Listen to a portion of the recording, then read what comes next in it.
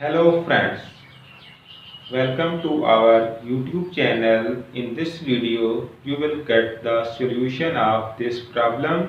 I hope this video is helpful for you to solve this problem. If you are new on our YouTube channel, then please subscribe our YouTube channel to get latest updates related to these tech topics.